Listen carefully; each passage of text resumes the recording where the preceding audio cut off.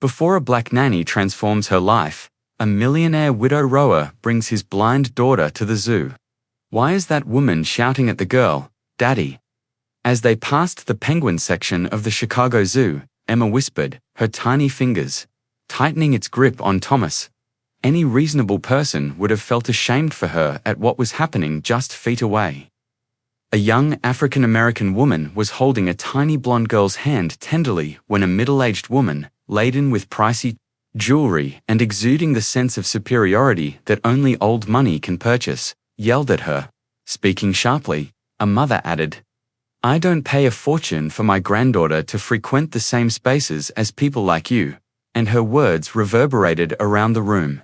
Thomas Harrison, CEO of one of the biggest software companies in the nation, experienced that well-known queasy feeling. You have your own places to go, don't you think? He was 35 years old, widower for 2 years, and had discovered that the world could be cruel in ways that were unthinkable.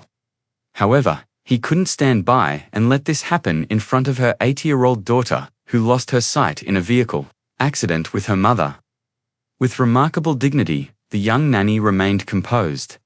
"I'm just taking care of Lily, as usual, ma'am. Nobody is bothered by us." Bothering her woman gave a contemptuous laugh. "You are an annoyance just by being here.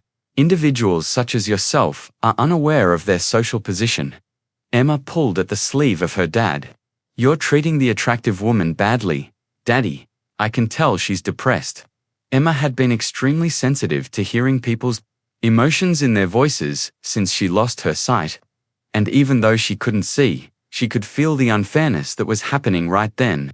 There was something about the young nanny that captivated Thomas, so he studied her for a while. She remained calm, as though she had anticipated it, in spite of all that public humiliation.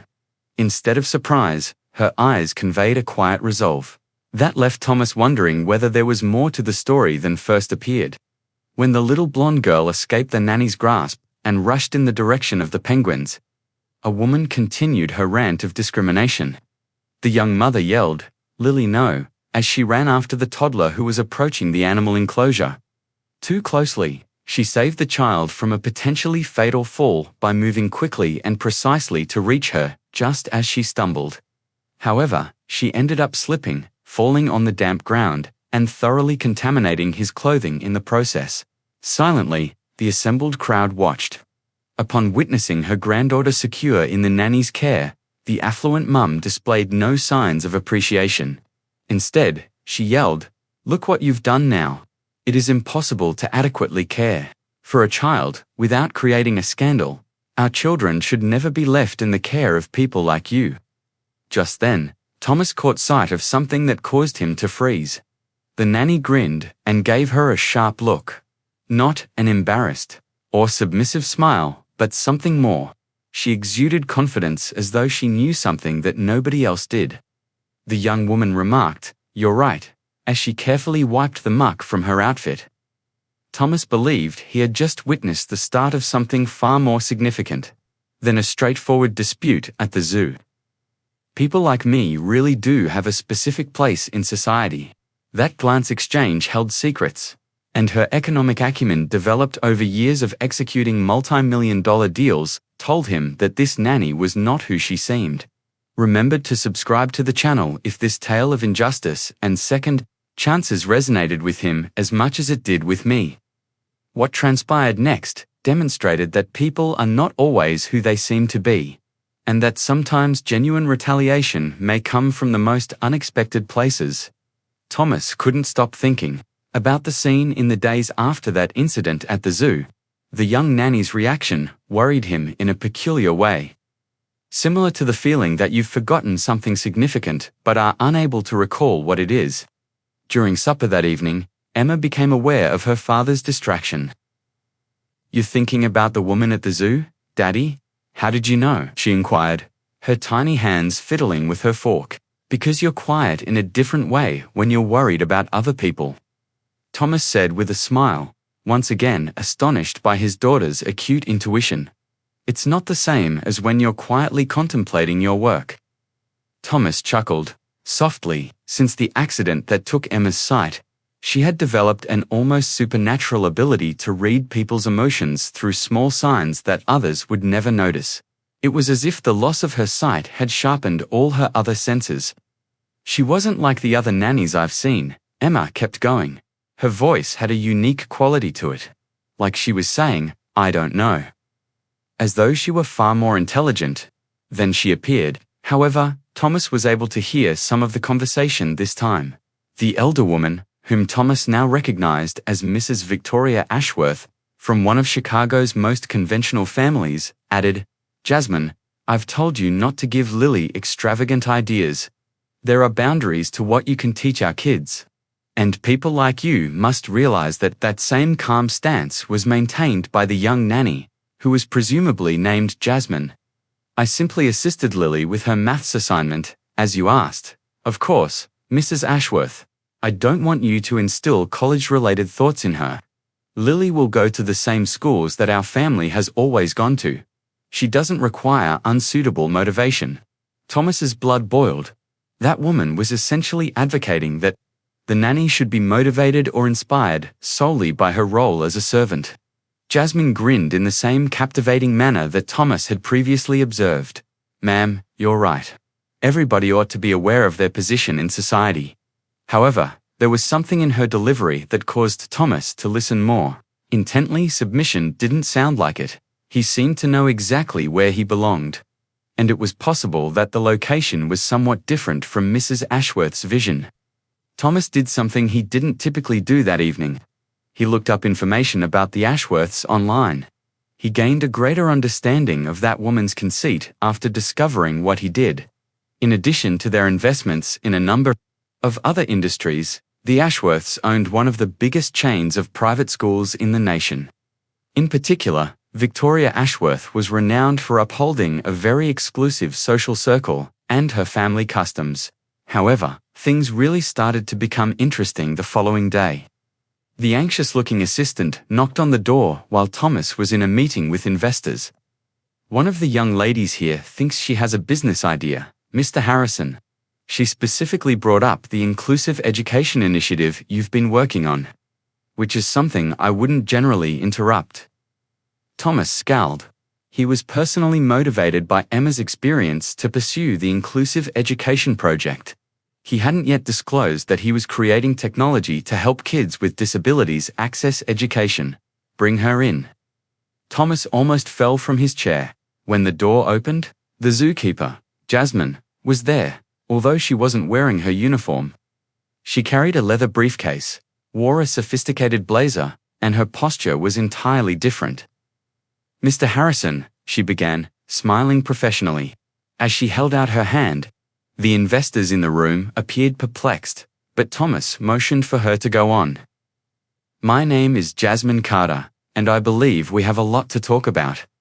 Jasmine started by pulling papers from her briefcase and saying, I have a PhD in special education from Harvard University, and I've been following his work for a while, especially after I found out he's the father of a visually challenged child. The floor seemed to vanish beneath Thomas's feet. How are you aware of Emma? Because I make a point of getting to know the people I intend to do business with, Jasmine replied with a smile. And because, coincidentally, I work for a family that frequents the same places you do. That's when Thomas understood. You're really the Ashworth's nanny. Temporarily, said Jasmine, his eyes sparkling with something that looked like amusement. You see, Mr. Harrison, sometimes we need to put ourselves in specific positions to really understand how the world works. And what I discovered working for the Ashworths was enlightening. She opened the folder and showed him documents that made Thomas gulp. They were contracts, emails, and recordings. Evidence of how the Ashworth family had been discriminating against employees, students, and entire families at their schools. Mrs. Victoria Ashworth has no idea who really works for her, Jasmine continued. She hired me through an agency without doing a proper checks. She felt I was limited because all she saw was a young black lady in need of employment. Thomas was speechless. You deliberately infiltrated his home. I prefer to say that I accepted a very valuable field research opportunity. Jasmine smiled. And now, Mr. Harrison, I have a proposal that could benefit both of our goals. Thomas looked at the investors who seemed fascinated by the unfolding situation. He was beginning to realize that he had completely underestimated her, just as Victoria. Ashworth had done what kind of proposal?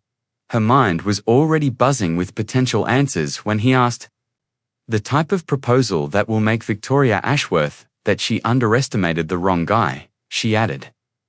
Jasmine leaned forward, his eyes taking on an intensity that made Thomas realize he was confronting someone far more powerful and dangerous than anyone in that room could have imagined. She said, "And that will ensure that no child like Emma is ever deprived of the opportunities she deserves because of prejudice disguised as tradition." Her voice was low, but it was full of a determination that made Thomas shudder. Thomas realized that he was seeing the start of something much more significant than simple personal retaliation. Months of humiliation had been transformed into a war strategy by Jasmine Carter. And the fight ahead would alter not just the Ashworths' lives, but the entire educational system she stood for. Thomas was in his office 2 weeks after that fateful meeting when he got a surprise call. "I'm Detective Rodriguez from the Chicago Civil Rights Department. Mr. Harrison, an anonymous tip regarding discriminatory behavior at Ashworth schools was sent to us. Do you want to speak with us?" Thomas gave a subtle smile to Jasmine, who was seated across the table. She had fulfilled her promise. Authorities were already looking into the matter. Detective, of course. What time would be most convenient? Victoria Ashworth was in his opulent office at the time, totally unaware of the impending storm. On the grounds that her institutions were not culturally appropriate, she had recently dismissed 3 further black staff. Jasmine told her personal assistant that she seemed to be acting better lately. Perhaps she has finally figured out where he is. Jasmine had covertly placed tiny recorders in key spots throughout the house, but Victoria was unaware of this. Every offensive remark, degrading directive, and discriminatory phone call was being painstakingly recorded. Thomas made the decision to give it a try. He called Victoria immediately and said he was a CEO who was interested in getting Emma, a visually handicapped child, enrolled in one of the Ashworth schools. The person on the opposite end of the queue could tell Victoria was uncomfortable. "Our universities have very strict criteria, Mr. Harrison. For such a unique circumstance, we lack the proper framework." "I understand," Thomas answered coolly. "And what sort of circumstance do you think is suitable?" "Our students, however, are from conventional families that share our beliefs. Kids who are a natural fit in our top-notch learning environment." Every word was noted by Thomas. On a taped call, Victoria had just admitted to discriminating against disabled children. Thomas had an unexpected guest that night. Jasmine's old Harvard classmate, civil rights lawyer Dr. Marcus Williams, had come down from New York especially to review the case. Marcus flipped over the material and remarked, "Thomas, what you've gathered here is pure dynamite." Dr. Williams had handled similar cases against other prestigious universities, so he knew just how to handle this one. "We're not just talking about a few inappropriate statements. This is a systematic pattern of discrimination that goes back decades. With this proof, we can compel long-lasting structural reforms in addition to exposing the discrimination." Emma looked up from where he was playing with his toys in the room's corner. "Why do you bring up the nasty woman at the zoo so frequently, Daddy?" Thomas squatted beside his daughter. "Sweetheart, we're working to stop her from being cruel to others, and will you be successful?" Thomas glanced at Marcus and Jasmine. "Indeed, Emma. We'll be successful." Victoria made the error that would end his life the next week. She went into further detail about upholding proper racial standards and avoiding the improper mingling of socioeconomic classes during a meeting with school parents. What she didn't know was that 3 parents at the meeting were actually undercover investigators working in coordination with Thomas and his team. "You know, Thomas," Jasmine said one evening, as they arranged the most recent evidence, "there's something almost poetic about all this. Victoria always said that people like her need to know their place in society." "And what is his place?" Thomas asked curiously, and Jasmine smiled in that mysterious way he knew so well. At the top of the Harvard graduation list, in the front row of social change, and now at the center of an investigation that will rewrite how institutions like his operate. Thomas realized then that Victoria Ashworth had undervalued not only Jasmine, but a whole network of highly qualified individuals who were fed up with discrimination masqueraded as tradition. Detective Rodriguez is back, Mr. Harrison. We have enough evidence to proceed with formal charges. The operation is scheduled for Monday. Thomas gazed out the office window, where Emma played in the garden with the assurance of a child who knew she was safe. Victoria Ashworth would learn in a few days that she had picked the wrong people to degrade. Jasmine showed up at the office door, holding a folder and wearing that smile that Thomas now knew was a sign of something extraordinary. "Are you prepared for the last stage?" she asked. Thomas nodded, feeling a mixture of anxiety and satisfaction. After weeks of careful preparation, he was about to show Victoria Ashworth that underestimating the right people could cost her far more than she ever imagined paying. For a moment, when everything seemed perfectly aligned for justice to triumph, Thomas couldn't imagine that Victoria had one last ace up her sleeve, something that would test not only his plan, but also her determination to protect Emma from a world that still resisted accepting that true excellence knows no color, origin, or physical limitations. On Monday morning, Victoria Ashworth woke up as she always did, confident, powerful, and completely oblivious to the fact that her life was about to publicly unravel. She ate her breakfast in the garden of her Lake Forest mansion, leafing through the local newspapers as she mentally planned the school board meeting that would take place that afternoon. There were rumors that some troublesome parents wanted to question the admission policies, but Victoria wasn't worried. After all, she had controlled that board for 15 years. "Jasmine," she called toward the kitchen, "get Lily's school uniform ready and make sure that she doesn't interact with those unsuitable children during recess." Jasmine appeared at the door, as she always did, with that submissive posture that Victoria had learned to appreciate. "Of course. Mrs. Ashworth, by the way, you received a call from the Chicago Tribune. They said they wanted an interview about her contributions to traditional education." Victoria smiled with satisfaction. Finally, the recognition she deserved. "Excellent. Schedule it for this afternoon, after the board meeting." What Victoria didn't know was that, at that very moment, in 3 different locations across the city, a coordinated operation was being executed with military precision. Thomas was in his conference room with Dr. Marcus Williams, Detective Rodriguez, and 6 other civil rights attorneys. On the table were stacks of evidence organized into folders marked with specific dates and times. "Timing is crucial," Marcus explained. "The federal investigation will be announced at 2 p.m. during the board meeting. By 2:15, reporters will have received all the recordings. At 2:30, the prosecutor will be presenting the formal charges." Detective Rodriguez confirmed via radio, "Teams in position. Search and seizure warrants ready for execution." That same morning, Victoria arrived at Ashworth School's headquarters with her usual confidence. The glass and marble building, built with decades of profits obtained through discriminatory practices, had never looked more imposing. At 2 o'clock sharp, Victoria was in her presidential chair on the board, surrounded by 5 other members, all white, all wealthy, all carefully selected to never question his decisions. The first item on the agenda, Victoria began, is the review of admission policies that some parents, less informed parents, have recently questioned. It was at that moment that Detective Rodriguez entered the room, accompanied by 2 federal agents, and a bailiff. "Mr. Hishname," the detective's voice cut through the air like a knife. "You are under formal investigation for civil rights violations, systematic discrimination, and educational fraud under federal jurisdiction." The silence in the room was deafening.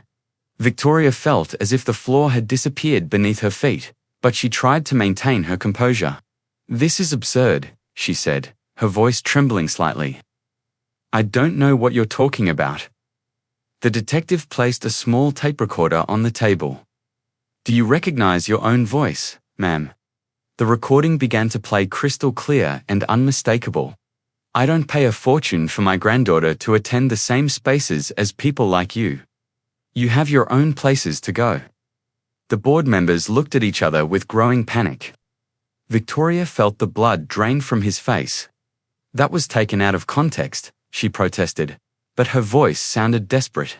The detective played another recording, this time of the phone conversation with Thomas. "Our students come from traditional families with values similar to ours, children who fit naturally into our environment of excellence." And then another. "I don't want you putting ideas about college in her head. Lily will attend the same institutions our family has always attended." Victoria became further horrified when she discovered that there were dozens of recordings, each one like a brick being taken away from the foundations of his existence. "How did you acquire these?" she whispered, but deep down she already knew. The answer? At that moment, the door opened again. Jasmine entered, but not as the submissive nanny Victoria knew. She wore an elegant blazer and carried a leather briefcase, accompanied by Thomas and Dr. Marcus Williams. "Allow me to properly reintroduce myself," she said with a smile that sent chills down Victoria's spine. "Dr. Jasmine Carter, a Harvard University special education doctorate holder with expertise in institutional prejudice, has been her undercover worker for the last 6 months."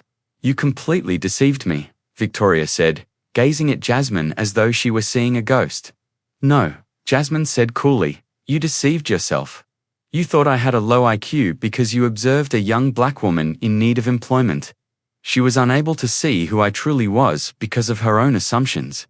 Dr. Williams opened her briefcase and began distributing documents. "These are copies of the evidence that will be presented to the federal grand jury. 6 months of recordings documenting systematic discrimination, internal emails proving deliberate racist policies, and testimonies from dozens of families who have been harmed." Victoria looked around the room seeking support, but the other board members were too busy trying to physically distance themselves from her. "You can't do this to me," she said, her voice now clearly desperate. "My family built these institutions." For the first time, Thomas interjected, saying, "We have traditions, standards, and traditions of discrimination. Prejudice standards, and their current repercussions." The search and seizure warrants were turned over by the detective. The Ashworth School's computers, files, and financial records are all being seized for forensic examination. While the government inquiry is ongoing, the school's operations are suspended. Victoria's legs failed her when she attempted to stand. In only a few minutes, 15 years of total authority and a lifetime of unchallenged privilege came to an end, he whispered. "My reputation, more to himself than to the others. My family, our lineage." Her reputation is now that of a civil criminal, Dr. Williams stated without any emotion. Victoria's cell phone started ringing non-stop at that point, and her lineage will be remembered as an example of how systematic prejudice ultimately finds justice. Business partners, members of high society, and journalists were all seeking clarification on the stories that were already starting to make the rounds. Victoria was still sitting paralyzed at the table when Jasmine walked up to it. Victoria nodded feebly and said, "Remember when you told me that people like me need to know our place in society?" With pride, Jasmine went on, "Well, now you found out what my place really is, as well as what his is." With a mixture of delight and sympathy, Thomas observed the sight. The woman who had publicly humiliated a bright young woman who had denied opportunities to defenseless children and who had established an empire founded on discrimination under the garb of tradition, now had to face the consequences of her actions. However, one issue remained when Victoria Ashworth learnt that her demise was just the start of an inquiry that would uncover decades of injustice. Even though justice is fulfilling, could it truly undo the harm that has been done to so many families over the years? Thomas sat in his new office 6 months after Victoria Ashworth's catastrophic fall, examining the headlines that continued to make national news. According to the Chicago Tribune, the former principal of a prestigious school received a 5-year prison sentence for systematic prejudice. Victoria's independence wasn't simply taken away. Her assets were seized in order to compensate the family she had injured, and she lost them. Her social circle was lost. High society did not want to be seen in close proximity to a convicted civil criminal, and she lost what was most important to her. Her stellar reputation became a national symbol of justice, triumphing over prejudice, masquerading as tradition. Did you see, Daddy? According to Emma, 3 additional families signed up for our school. Today, with the glowing assurance that only genuinely contented kids have, she walked into the office. Did you see, Daddy? According to Emma, 3 additional families signed up for our school today. With the glowing assurance that only genuinely contented kids have, she walked into the office. In order to dismantle the boundaries that organizations like Ashworth schools had spent decades erecting, children with and without disabilities learnt alongside one another. Emma, aged 9, had taken on the role of unofficial ambassador for the school. Her capacity to see past outward manifestations encouraged other disabled kids to never undervalue their own skills.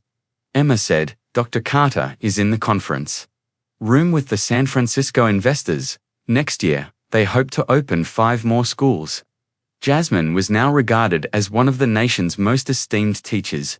His TED presentations had received millions of views, and his book about using undercover operations to fight institutional discrimination was being utilized in college courses. Thomas got a surprise call that afternoon. Detective Rodriguez was there to provide an update on Victoria. Today, she lost her last appeal. She will serve her entire sentence, he said. There's more. Similar cases against the Ashworth network are being reported by dozens of additional families. You appear to have uncovered decades of unfair treatment. Thomas hung up in contemplation. Their intended retaliation had evolved into something far more significant, a nationwide push to improve education that would help thousands of kids for years to come. Later, Emma discovered him seated on the same bench in the garden where they had lunch before everything changed. She sat down beside him and said, "Dad, do you still think about that mean lady at the zoo?" Thomas acknowledged that sometimes he felt thankful rather than angry. She demonstrated to us the necessity for change in the world, and we were able to bring about that shift because of her. Thomas was often taken aback by Emma's sage smile. The best form of retaliation, according to Dr. Carter, is to create something superior to what was attempted to be destroyed. As he gave his daughter a hug, Thomas watched other kids playing together outside the school window. Children of all races, some with and others without impairments, are discovering that genuine excellence is unaffected by fabricated boundaries. Victoria Ashworth had attempted to maintain prejudice by abusing his position of authority. Jasmine Carter demolished a whole system of discrimination by using her wits. Ultimately, the woman who felt that individuals like Jasmine ought to understand their role found that Jasmine's role was at the vanguard of an educational revolution that would change the course of thousands of children's lives. Destroying those who have wronged you is not the finest form of retaliation. It's creating something so remarkable that it makes everything they attempted to do to you inconsequential. Don't forget to subscribe to the channel for additional stories that demonstrate how human intelligence can occasionally assist karma if this tale of intelligent justice has impressed him as much as it has inspired me.